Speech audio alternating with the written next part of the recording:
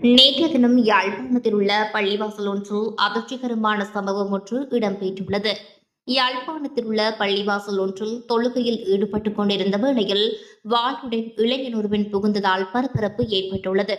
ஒட்டுமடம் பகுதியை அண்டிய பகுதியில் உள்ள பள்ளிவாசல் ஒன்றில் நேற்றைய தினம் திங்கட்கிழமை மாலை இடம்பெற்ற சம்பவம் தொடர்பில் மேலும் தெரியவரும் போது, பள்ளிவாசலை அண்டிய பகுதியில் இரு இளைஞர்களுக்கு இடையில் முரண்பாடு ஏற்பட்ட நிலையில் ஒருவர் மற்றவரை வாளால் வெட்ட முற்பட்டுள்ளார்.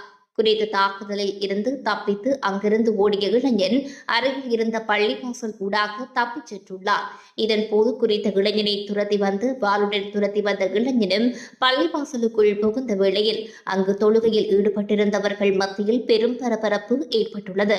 இந்த நிலையில் குறித்த இளைஞனை அருகில் இருந்தவர்கள் பிடிக்க முற்பட்டுள்ளனர். அங்கிருந்து குறித்த இளைஞன் தப்பிச் சென்றுள்ளதாக தெரிவிக்கப்படுகிறது. சம்பவம் தொடர்பில் போலீசாருக்கு அறிவிக்கப்பட்டதை தொடர்ந்து போலீசார் பள்ளிவாசலுக்கு விரைந்து சென்று விசாரணைகளை முன்னெடுத்து வருகின்றமை குறிப்பிடத்தக்கது.